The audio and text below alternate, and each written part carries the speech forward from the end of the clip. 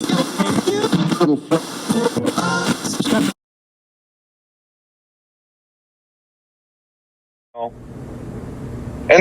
that's me talking besides my truck. This is just talking straight up my drivers and whatever company trucks I have. This has nothing to do with my truck cost or my trailer cost or anything to do with my personal truck that I drive. Damn. Yeah. It's like I said, it's there's a lot to having your own company and authority, especially when you're a smaller fish. And because for me, I like to do everything my way and watch over everything. A lot of people ask me, well, how come you have your own company but you're on the road? Well, I have my own company. It doesn't mean I got to be tied down into the office. I can't sit behind a desk. I'm not a sit behind a desk type person, right? Yep. I have a great dispatcher. Shout out to my dispatcher for, the amazing work that he does. I have a payroll department, a safety department. I have people that I depend on that do an A1 job, and whenever I'm in town, I review every single thing that was done while I was gone on the road, right? Yeah. And if there's something that I don't like, I say, hey, 1, 2, and 3 has got to change. We got to do it this way. We got to adjust because today's market is like that. With trucking, every single day is different in trucking. Yeah. So you gotta have patience, and you gotta be willing to adjust, and you gotta understand that one day you'll have it and one day you might not have it. If you're looking just to become a millionaire off of trucking right off the rip, you're definitely in the wrong industry. My granddad used to say that all the time. Make a decent living, but getting rich is a little far-fetched, Yeah. Now, okay, Now another question for a lot of people, because I've been listening and I talk to a lot of people, and even with my own experiences, with your drivers, what's the best way you feel to treat a driver? Because a lot of people say if you're too friendly with them, they don't take you serious and they kind of do what they want. But then if you're too strict with them, then they feel like this guy's an asshole and he doesn't care about his drivers.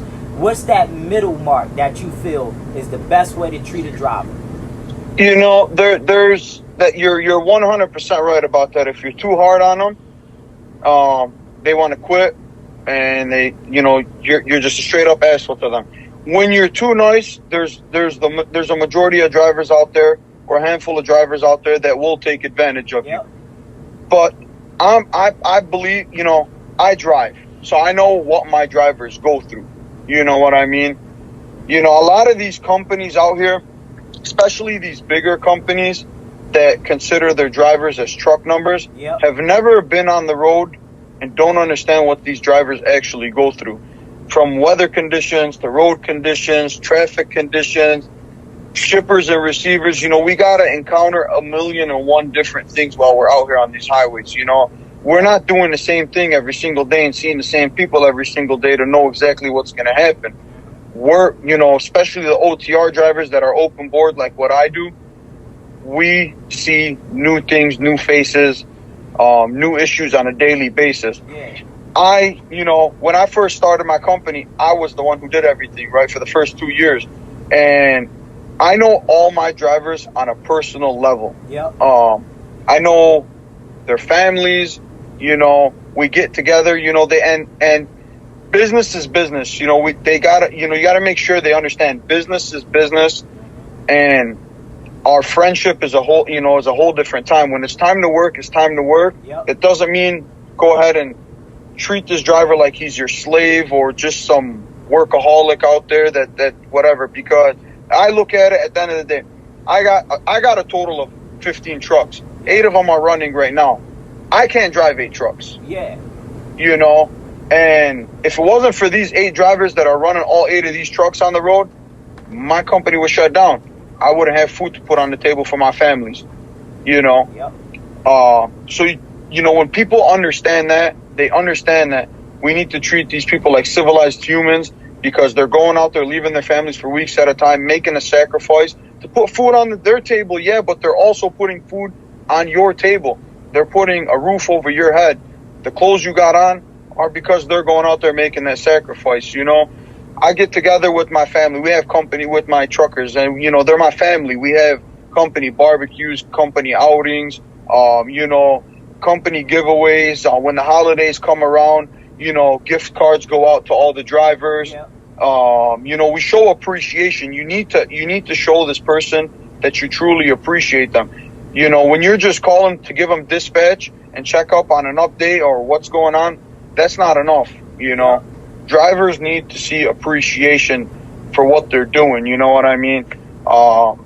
Without them, the industry, the world shuts down. That's something that a lot of people don't seem to comprehend until you explain it to them.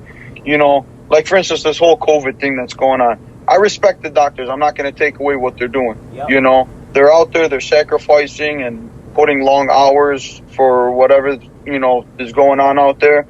And from the smallest, thing to the biggest thing.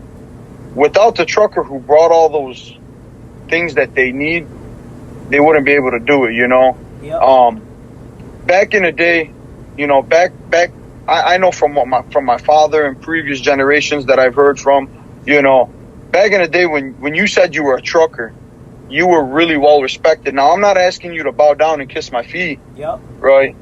But appreciate what I do for you. What I'm out here doing, driving 10 and 14 and 15 and 16 hours through the rain, snow, wind, whatever road condition is. I don't just get to say, all right, I'm turning around and going home. I don't feel like going to my 9 to 5 today. Yep.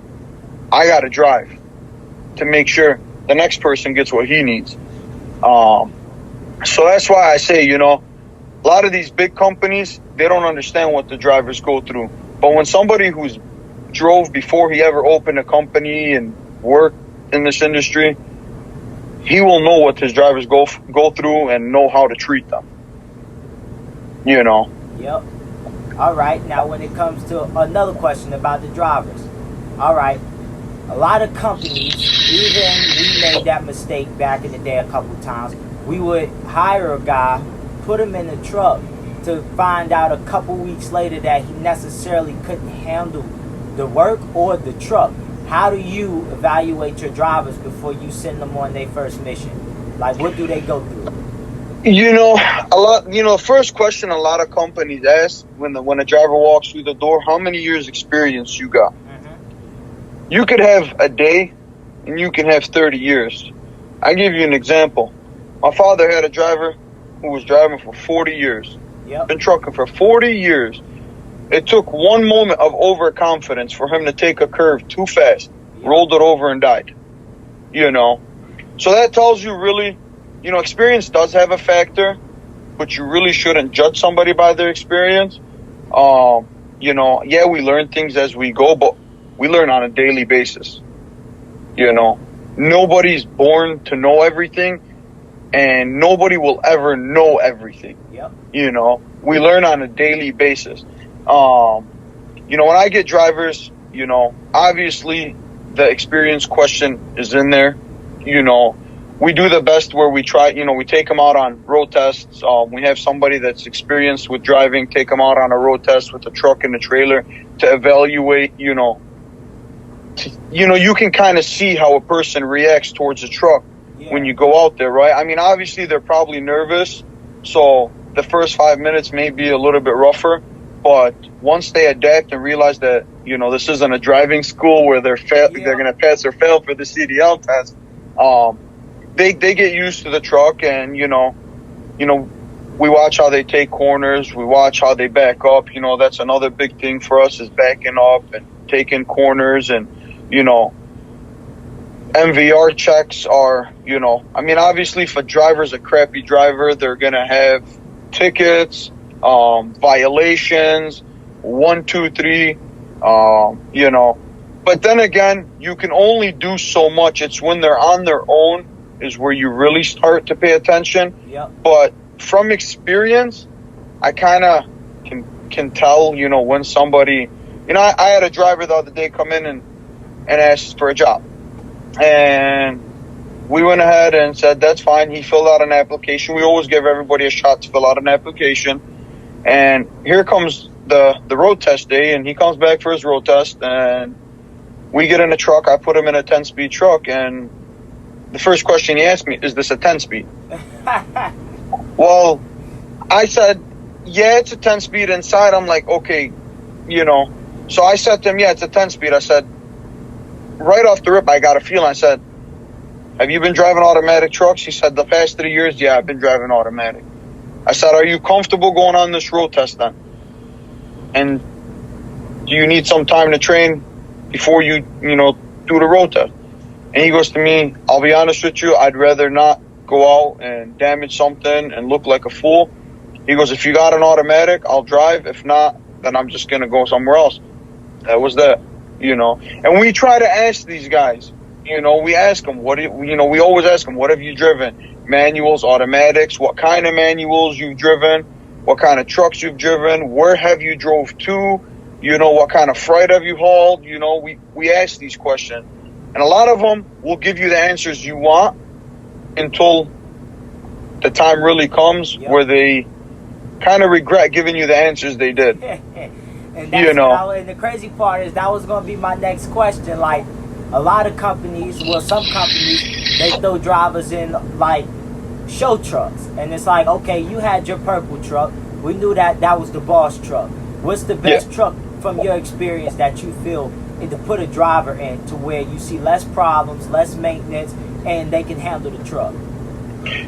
If somebody wants to have a fleet of trucks, based on my mechanical experience, because before I even drove trucks, I was wrenching on them since I was 10 years old. Yeah. I started wrenching on trucks when I was 10, So from 10 up until I turned 21, all I did was work. I mean, I drove them, obviously, but not legally, right? Yep. So I was never a legal CDL driver at the time, but I worked on them for the longest. I build trucks.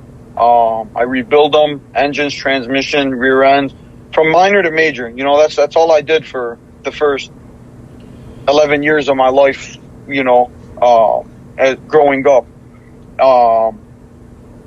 If somebody wants a fleet of trucks and wants something easy to maintain and easier on the drivers, from what I've seen, like the Freightliner Cascadias are real good trucks. They're easy to drive, easy to maintain, cheap to maintain. Anybody can work on them. Engines, any truck, any highway breakdown, a chamber, an airbag, an alternator, a light, simple stuff, really anybody can work on, right? But when you go like towards Volvos are still nice trucks. Yeah. They're smooth, they're Cadillac, but they got high electrical problems. Yep. So that's very costly and very time consuming on the highway, especially when you're loaded, Now, Kenworths, a lot of people don't like Kenworths much because they're expensive for a fleet. They're expensive to maintain, and they're just expensive trucks all around, you know what I mean? So that's why you don't find many fleets running them.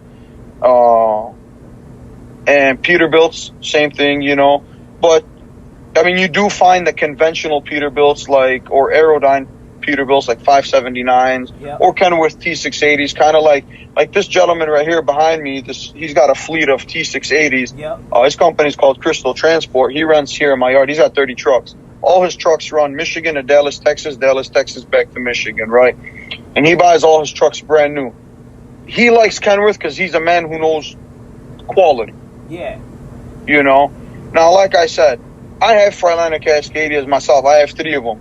And honestly, I love them trucks. They're very cheap to maintain, very easy to drive, very comfortable. They're spacious, and the drivers love them. So